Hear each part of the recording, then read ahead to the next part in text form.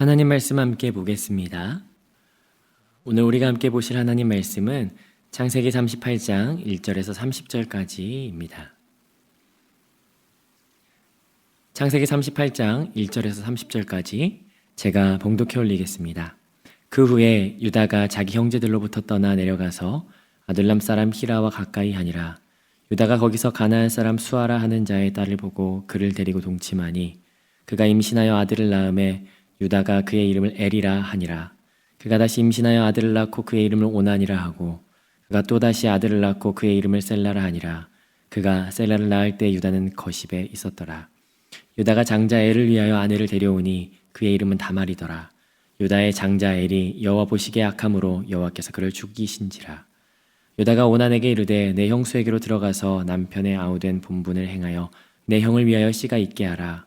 오난이 그 씨가 자기 것이 되지 않을 줄 알므로 형수에게 들어갔을 때에 그의 형에게 씨를 주지 아니하려고 땅에 설정하매 그 일이 여호와 보시기에 악함으로 여호와께서 그도 죽이시니 유다가 그의 며느리 다말에게 이르되 수절하고 내 아버지 집에 있어 내 아들 셀라가 장성하기를 기다리라 하니 셀라가 그 형들같이 죽을까 염려함이라. 다말이 가서 그의 아버지 집에 있으니라. 얼마 후에 유다의 아내 수아의 딸이 죽은지라. 유다가 위로를 받은 후에 그의 친구 아둘람 사람 히라와 함께 딥나로 올라가서 자기의 양털 깎는 자에게 이르렀더니 어떤 사람이 다말에게 말하되 시아버지가 자기의 양털을 깎으려고 딥나에 올라왔다 한지라. 그가 그 과부의 의복을 벗고 너울로 얼굴을 가리고 몸을 휩싸고 딥나 길 곁 에나임 문에 앉으니 이는 셀라가 장성함을 보았어도 자기를 그의 아내로 주지 않음으로 말미암으니라. 그가 얼굴을 가리었으므로 유다가 그를 보고 창녀로 여겨 길 곁 그에게 나아가 이르되 청하건대 나로 내게 들어가게 하라 하니 그의 며느리인 줄을 알지 못하였음이라. 그가 이르되 당신이 무엇을 주고 내게 들여오려느냐. 유다가 이르되 내가 내 떼에서 염소 새끼를 주리라. 그가 이르되 당신이 그것을 줄 때까지 담보물을 주겠느냐.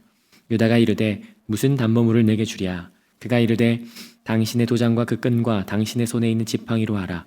유다가 그것들을 그에게 주고 그에게 들어갔더니 그가 유다로 말미암아 임신하였더라. 그가 일어나 떠나가서 그 너울을 벗고 과부의 의복을 도로 입으니라. 유다가 그 친구 아둘람 사람의 손에 부탁하여 염소 새끼를 보내고 그 여인의 손에서 담보물을 찾으려 하였으나 그가 그 여인을 찾지 못한지라. 그가 그곳 사람에게 물어 이르되 길곁 에나임에 있던 창녀가 어디 있느냐. 그들이 이르되 여기는 창녀가 없느니라. 그가 유다에게로 돌아와 이르되 내가 그를 찾지 못하였고 그곳 사람도 이르기를 거기에는 창녀가 없다 하더이다 하더라. 유다가 이르되 그로 그것을 가지게 하라. 우리가 부끄러움을 당할까 하노라. 내가 이 염소 새끼를 보냈으나 그대가 그를 찾지 못하였느니라. 석 달쯤 후에 어떤 사람이 유다에게 일러 말하되 내 며느리 다말이 행음하였고 그 행음함으로 말미암아 임신하였느니라. 유다가 이르되 그를 끌어내어 불사르라. 여인이 끌려나갈 때 사람을 보내어 시아버지에게 이르되 이 물건 임자로 말미암아 임신하였나이다. 청하건대 보소서 이 도장과 그 끈과 지팡이가 누구의 것이니까 한지라. 유다가 그것들을 알아보고 이르되 그는 나보다 옳도다. 내가 그를 내 아들 셀라에게 주지 아니하였음이로다 하고 다시는 그를 가까이 하지 아니하였더라. 해산할 때 보니 쌍태라. 해산할 때 손이 나오는지라. 산파가 이르되 이는 먼저 나온 자라 하고 홍색 실을 가져다가 그 손에 메었더니 그 손을 도로 들이며 그의 아우가 나오는지라.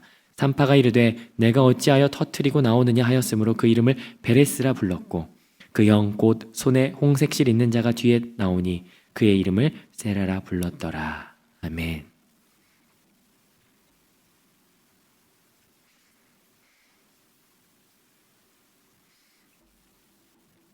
(37장부터) 시작된 요셉 이야기에서 38장 이 본문은 우리에게 당황스러움을 줍니다. 왜냐하면 장면이 갑자기 변경되기 때문이죠. 뜬금없이 갑자기 유다와 다말이라고 하는 이야기가 전개되고 있습니다. 눈치채셨겠지만 38장은 이 요셉 이야기에서 빼도 될 법한 내용인 것 같아요. 왜냐하면 38장이 없어도 요셉 이야기의 스토리 전개는 전혀 영향을 주지 않습니다. 왜냐하면 37장 마지막 절을 제가 읽어보겠습니다. 그 미디안 사람들은 그를 애굽에서 바로의 신하 친위대장 보디발에게 팔았더라. 보디발에게 팔았다라고 하는 내용으로 마무리되고 있고요. 39장 1절에 보니까 요셉이 이끌려 애굽에 내려가 바로의 신하 친위대장 애굽 사람 보디발이 그를 그리로 데려간 이스마엘 사람의 손에서 요셉을 사니라. 37장 마지막 절에서는 팔았다라고 하는 내용으로 마무리되고 39장에서는 보디발이 이스마엘 사람에게서 샀다라고 하는 내용으로 시작하죠. 혹시 여기에서 미디안 사람을 팔았고 이스마엘 사람에게서 샀다라고 하는 내용 때문에 이게 왔다 갔다 이스마엘이냐 미디안이냐 오해하실 수가 있을 것 같아서 말씀을 드리는데요. 사사기 8장 22절에서 24절을 참고해 보면 이스마엘과 미디안을 계속해서 혼용해서 사용한 것을 볼 수가 있어요. 즉 이스마엘과 미디안은 같은 족속을 부르는 이름이고, 이 요셉 이야기의 서두에서 요셉을 사간 사람, 판 사람 두 명칭이 같은 족속이었다라고 생각해 보시면 좋을 것 같습니다. 자, 그럼 이제 본문으로 같이 한번 가보겠습니다. 오늘 이 본문을 대하면서 몇 가지 질문이 생겨요. 없어도 되는 이 장면이 왜 들어가 있을 것인가? 어떤 역할을 할 것인가? 이게 이제 첫 번째고요. 두 번째는요, 이 내용이 좀 불편하지 않으십니까? 불편해요. 이 내용이 지금 우리가 생각하기에는 굉장히 이해하기 어려운 상황들이 전개되고 있죠. 그런데 우리가 성경을 해석할 때 바른 해석 방법 중에 하나는요, 지금 이 시대의 생각으로, 이 시대의 시각으로 이 성경을 읽어내기 그 이전에 먼저 이 당시의 상황, 이 당시를 살아가는 그 시대 정황을 그 당시에 살아간 사람의 생각과 시각으로 성경을 읽어나가야 한다라고 하는 것을 여러분 잊지 않으셨으면 좋겠어요. 그래서 오늘 이 본문을 이해하려면요, 당시 사회상을 좀 생각해 볼 필요가 있습니다. 이때는 부족 중심 사회였죠. 부족 중심 사회에서 가장 중요한 인물은요, 장자입니다. 장자. 우리나라도 장자가 굉장히 중요했어요. 과거에는 3대 독자면 군대 안 가는 그런 법도 예전에 있지 않았습니까? 그만큼 장자는 굉장히 이 가족 중심, 부족 중심 사회에서는 굉장히 중요하게 여겨지는데, 이 당시에도 이 장자가 굉장히 중요하게 여겨졌어요.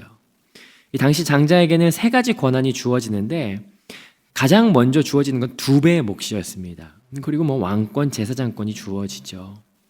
그래서 이 장자라고 하는 장자권을 보존하기 위해서 계대 결혼이라고 하는 풍습이 있었고, 이 계대 결혼이 뭐냐면요, 맏아들이 만약에 결혼했는데 자식 없이 죽었을 경우에 둘째 아들이 형수님과 동침함으로써 이 둘째 아들의 아들이 낳는 것이 아니라 형님의 아들을 낳아주는 것, 태어나게 하는 것, 그래서 그 장손을 이어가게 하는 그런 풍습을 이야기합니다. 이게 이 당시의 사회상이었고 풍습이었어요. 일반적인 상황이었어요. 그래서 이것을 우리가 염두에 보면서 이 38장을 같이 함께 읽어나가야 할 것입니다. 자, 그러면 이제 진짜 38장을 한번 살펴보도록 하시죠. 자, 38장 1절 제가 읽습니다. 그 후에 유다가 자기 형제들로부터 떠나 내려가서 아둘람 사람 히라와 가까이 하니라. 그 후에라고 하는데요, 사실 이 그 후에라고 한 단어보다는 오히려 그 즈음에 그런 말로 번역하는 게 더 좋을 것 같아요. 왜냐하면 이 38장이 전혀 쓸모없는 장같이 보이는데요, 사실은 이 38장 굉장히 중요한 장입니다. 왜냐하면 영화로 치면 이 장면이 2개가 이렇게 오버랩되면서 이렇게 바뀌는 그런 장면을 상상해 보시겠어요? 요셉 스토리는 진행되는 거예요. 요셉이 이제 애굽으로 팔려갔고, 요셉은 애굽에서 이제 일어난 일이 이후에 계속 드러날 텐데, 그러나 형제들은 가나안에서 어떤 일이 있는지 이 38장에서 고스란히 보여주는 거죠. 그러니까 요셉이 그 애굽에서의 총리가 될 때까지의 그 시기를 보여주는 동안에, 그 시간 동안에 일어나는 일을 지금 이 38장 한 장에 걸쳐서 지금 보여주고 있다라고 볼 수 있습니다. 이를테면 입체적인 서술이다라고 볼 수도 있겠는데요. 근데 여기에서 다른 형제들을 말하지 않고 유다를 대표적으로 보여줘요. 유다는 12형제 중에 넷째거든요. 이미 그 위로 르우벤, 시몬, 레위가 있었어요. 그런데도 이 12형제 중에 늘 언제나 이 장자 역할을 한 건 유다였습니다. 37장에서만 봐도 첫째 르우벤이 야 요셉을 이렇게 하자라고 말할 때는요, 그 형제들이 이렇게 동조하거나 그런 분위기는 없는 것 같아요. 그런데 유다가 우리 죽이지 말고 팔자라고 했을 때는요, 형제들이 청종했다라고 27절에서 말하고 있어요. 왜냐하면 그 첫 아들이었던 르우벤은요, 이미 그 서모 야곱의 첩이었던 비라와 간음을 저질렀거든요.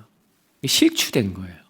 그리고 둘째와 셋째 시므온은요, 이 시므온과 레이는 34장에서 그 디나 사건으로 말미암아 세겜 사람들에게 너무 많은 피를 이렇게 흘리게 되었어요. 그래서 그런지 이 유다가 장자로서의 면모를 계속해서 보여주고 있는 것을 보게 됩니다.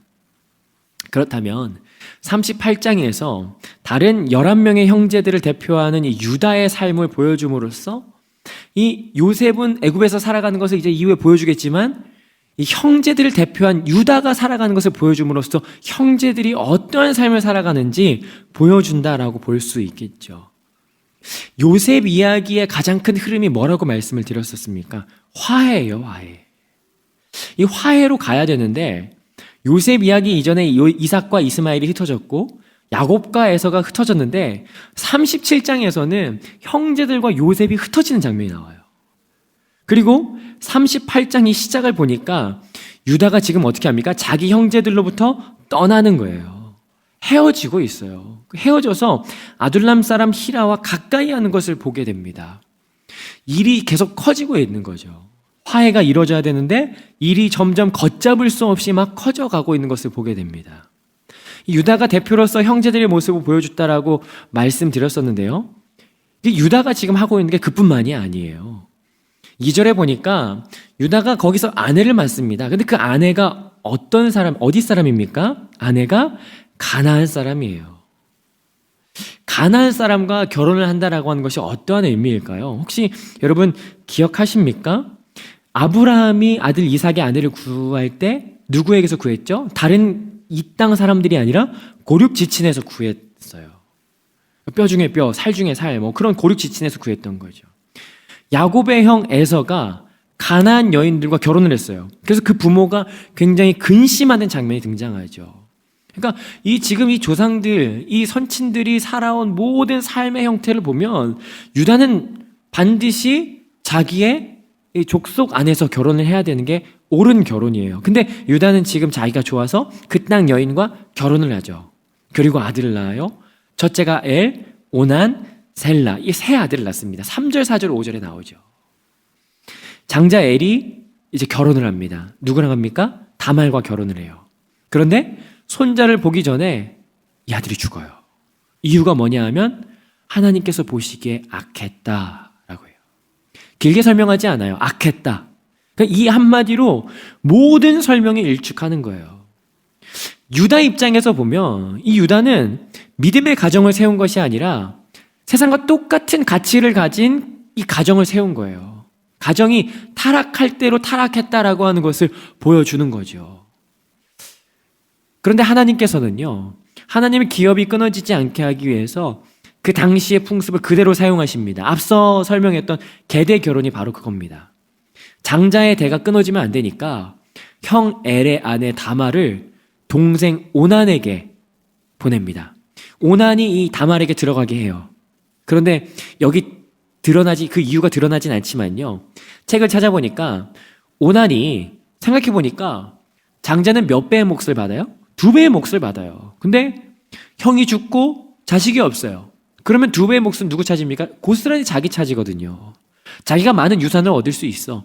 근데 만약에 자기가 형의 아이를 낳아준다면 장손이 생기는 거기 때문에 자기는 훨씬 적은 유산을 받을 수밖에 없죠. 그래서 오늘 보니까 피임을 합니다. 그것이 하나님 보시기에 악했던 거예요. 악했던 거예요. 그래서 그의 숨을 걷어가시죠. 세 아들이 있었어요. 첫째와 둘째가 그렇게 죽었어요. 이제 누가 남습니까? 셋째 셀라만 남죠. 유다가 생각해보니까 이건 다말과 만나면 다 죽는 것 같아. 셀라 하나 남았는데 안 되겠다 싶어서 다말에게 특단의 조치를 내죠. 아직 셀라가 덜 컸어. 크면 너에게로 들어가서 그 씨를 이어가게 할 테니까 계대 결혼법을 내가 수행할 테니까 너는 친정에 가 있어라. 유다가 굉장히 야갔죠. 자기 마음대로 살아가고 있죠. 여기만 봐도 알겠는데 이제 더한 사건이 보여집니다. 12절에 보니까 얼마 후에 아내가 죽어요. 그래서 친구 히라와 딥나에 가서 장례식을 치르고요. 근데 그 장례식을 치르는데 다말이 변장을 하고 창녀로서 그 유다를 맞이하는 장면이 여기 등장해요. 뭐 하러 왔다고요? 장례식을 치르러 왔어요. 그런데 그 창녀를 보고 그 창녀에게 들어가서 창녀에게 묻습니다. 내가 들어가도 되겠냐? 그래서 창녀가 이야기하는 거예요. 나에게 뭘 담보물로 줄래? 나한테 뭐 줄래? 뭘 주고 나한테 들어올래? 염소 새끼 줄게. 그거 지금 있니? 아니, 없어. 그러면 그거 받을 때까지 나에게 뭔가 담보물을 줘. 뭘 줄까? 도장, 끈, 지팡이, 너 그거 있는 거 그거 나한테 줘. 그래서 그걸 주죠. 그걸 주고 이제 그 창녀에게로 들어갑니다. 근데 여러분 그거 아십니까? 지팡이는요, 그 당시에 대부분의 사람들이 들고 다니던 어떤 그 개인적인 도구였어요. 그 책에 보니까 여기에는 자기 이름이 적혀 있다, 자기의 개인적인 어떤 표식이 적혀 있다라고 이야기를 하더라고요. 그래서 누가 봐도 자기의 것은 분명하게 알 수 있는 그 지팡이, 그걸 주는 거예요. 그걸 주고 이제 아무것도 모르고 들어가는 거죠. 그리고 그 이후에 그 담보물을 찾으려고 유다가 그 히라를 통해서 염소 새끼를 보냅니다. 근데 그 창녀를 찾을 수가 없어요. 그 근처에 가서 그 주위 사람들에게 물어보는 거죠. 혹시 여기에서 그런 사람 봤습니까? 아니, 그런 사람 여기 원래 없는데, 여기 그런 거 없는 데인데 잘못 본 거 아니야? 그렇게 사건이 마무리되는 것 같았는데 그로부터 3개월 뒤에 소식이 들려요. 다말이 부적절한 관계로 인해서 임신했다는 소식이죠. 유다가 그 소식을 들어요. 그리고 이렇게 명령을 하는 거죠. 끌어내서 불살라라 라고 이야기해요. 이건 그 당시의 법이었어요. 가늠한 남녀를 죽이는 것은요, 당연한 거였어요. 그때 다말이 이제 끌려가면서 이렇게 이야기하는 겁니다. 제 뱃속의 아이의 아빠 겁니다 하면서 이렇게 건네주는 거죠. 보니까 유다가 딱 보니까 자기 거예요, 자기 거. 놀래 자빠지겠는 거죠. 자기 도장, 자기 끈, 자기 지팡이가 이걸 왜 다말이 가지고 있냐는 거예요. 완전히 속아버린 거예요. 그런데 생각해 보니까 자기는 자기 막내 보호하려고 다말을 친정으로 보내버리고 차일피일 미루고 이게 잊혀지기를 기다렸는데, 다말은 어떻게든 이 계대 결혼이라고 하는 기업을 이어나가는 그 방법을 어떻게 해서든 지켜나가려고 그 씨를 이어가려고 그렇게 애쓰고 있는 걸 보면서 유다가 한마디 하죠. 야, 네가 나보다 낫다. 그리고는 며느리와 가까이 하지 않죠. 이게 오늘 38장의 이야기입니다. 여러분 어떻습니까? 너무 복잡하죠. 이 당시 시대에 계대 결혼이 있다라고 하는 것을 염두해도 뭐 이런 게 다 있나? 이런 정말 집안에서 일어나면 안 될 일이죠. 형제들의 대표라고 하는 유다가 이 정도면 뭐 나머지 형제들은 진짜 볼 것도 없겠다 싶습니다.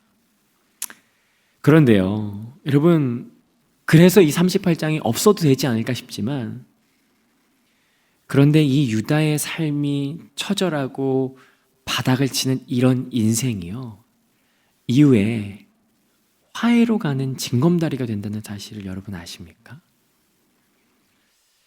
하나님께서는 이런 유다의 죄, 아픔, 고통조차도요, 하나님 손에서 선하게 사용하고자 하세요. 이후에 애굽으로 양식을 구하러 가죠. 그리고 돌아옵니다. 10명이 가는데요, 몇 명이 돌아옵니까? 9명이 돌아와요. 시므온이 거기에 볼모로 잡혀 있고요, 막내 베냐민 데려와야 얘 풀어주겠다, 아니면 안 풀어준다라고 그렇게 해서 잡혀 있는 거죠. 그래서 이 형제들은 이 베냐민 막내 아들, 그러니까 라헬의 아들 요셉의 동생 베냐민을 데려가야 되는 상황이에요.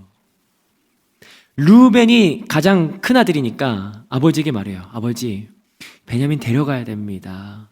아버지 설득하는 거예요. 설득할 수 있습니까? 잘 안 되죠. 왜냐하면 요셉처럼 베냐민도 잃어버릴까, 그 아버지가 그런 고통을 또 당할까 두렵기 때문에 보내지 않죠. 그 루벤이 말해요. 저희 아들 둘의 이 목숨을 걸고 제가 꼭 다녀오겠습니다. 주십시오. 아버지 설득하지 못해요. 그런데 그때 유다가 이야기합니다. 근데 유다가요, 이 문장에는 그냥 이렇게 밋밋하게 나타나 있지만, 근데 이 유다는 이 아픔을 비로소 이해할 수 있었던 거예요. 첫째도 죽었고요. 둘째도 죽었죠. 둘째도 잃었죠. 자식 둘을 잃었어요. 그리고 셋째를 지키고자 그렇게 애썼던 그 아픔과 그 마음을 유다는 알고 있는 거예요. 그래서 아버지에게 말하죠. 아버지, 제 목숨을 걸고 다녀오겠습니다. 그래서 그 마음으로 아버지를 설득할 수 있었던 거죠.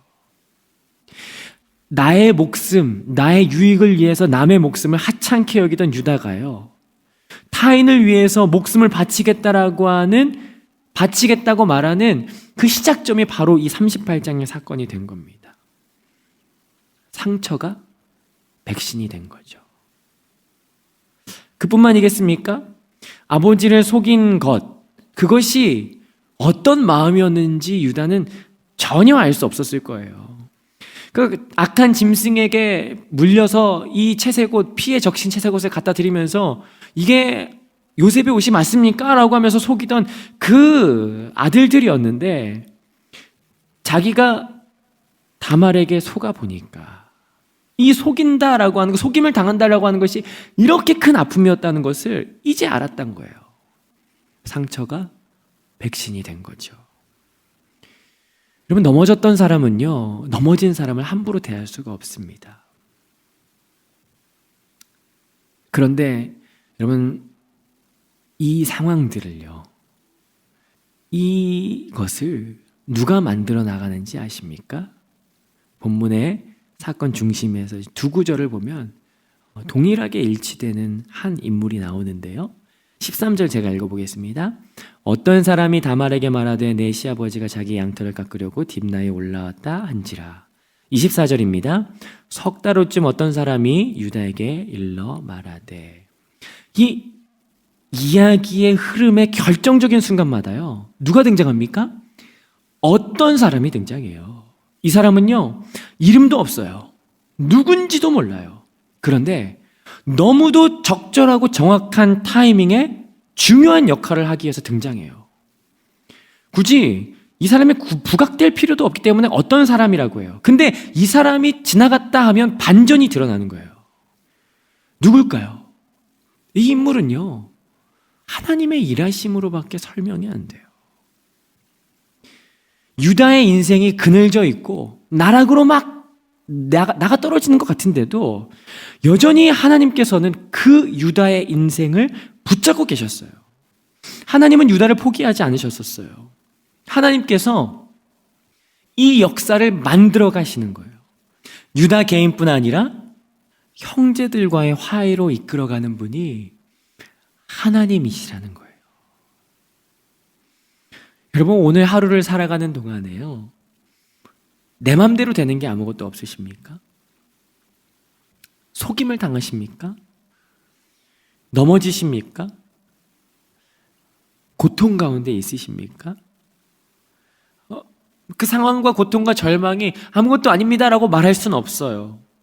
그러나 분명한 사실은요, 하나님께서 여전히 우리의 인생을 붙들어 선한 길로 우리를 인도하신다라는 사실이죠. 여러분, 그 하나님을 오늘 우리 같이 함께 의지하지 않으시겠습니까? 지금 우리의 눈에는 아무것도 보이는 게 없다 할지라도, 설령 내 눈에 보이는 것이 절망과 좌절과 악한 상황만 계속해서 반복되는 상황이다 할지라도, 여러분, 우리가 믿음의 눈을 들어서 하나님 바라보지 않으시겠습니까? 우리의 모든 삶을 그분 손 위에 올려두시어 선하게 인도하시는 그 하나님, 나락으로 떨어지는 그 유다의 삶조차도 선하게 사용하셔서 화해의 씨앗으로 만드시는 그 하나님, 여러분, 그 하나님을 우리가 이 시간에 같이 함께 붙드는 시간이 되었으면 좋겠습니다. 왜냐면요, 하나님은 우리를 포기하지 않으시거든요. 하나님은 당신의 백성을 단 한순간도 포기한 적이 없으시거든요. 말씀 한 절 읽어드릴까요? 로마서 8장 39절인데요. 높음이나 깊음이나 다른 어떤 피조물이라도 우리 주 예수 그리스도 안에 있는 하나님의 사랑에서 끊을 수 없으리라. 그 어떤 것도 하나님과 우리의 관계를 끊을 수가 없어요. 그 무엇도 우리를 하나님과의 그 친밀함에서 끊을 수 없어요. 그렇기 때문에 오늘 우리가 낙심하고 낙담하고 위기에 빠져 있다 할지라도 우리 주님을 바라보십시다. 그분에게서 구원이 나고 그분에게 소망이 있습니다. 그 하나님을 신뢰하고 그 하나님을 의뢰할 때 포기하지 않으시는 그 하나님께서 우리를 선한 길로 이끌고 가실 것입니다. 우리 그렇게 살아가시는 오늘 되시기를, 저와 여러분 되시기를 주님의 이름으로 축복합니다. 기도하겠습니다. 한순간도 우리를 포기하지 않으시는 하나님, 그리고 우리를 날마다 선한 길로 인도하시는 하나님, 지금 우리가 처해 있는 환경이 절망적인 순간이라 할지라도 하나님, 우리가 믿음의 눈을 들어서 주를 바라볼 수 있도록 성령 하나님 우리를 도와주시옵소서. 우리의 연약한 믿음 가운데 의심이 쌓여서 하나님이 계신가 안 계신가 의심할 때에도 여전히 우리를 위하여 탄식하시며 말할 수 없는 깊은 탄식으로 우리를 위하여 중보하시는 그 성령 하나님께서 오늘도 우리를 붙들고 계시나니 하나님, 그 하나님 의지하여 오늘도 주님 바라보게 하여 주시옵소서. 우리가 처해 있는 모든 상황 가운데 우리의 삶을 조성하시고 우리를 이끌며 우리를 선한 길로 인도하시는 그 주님, 오늘도 우리의 발에 등이 되어 주시사 우리 가운데 역사하여 주시고 함께하여 주시옵소서. 감사드렸고 사랑이 많으신 예수님의 이름으로 기도드렸습니다. 아멘.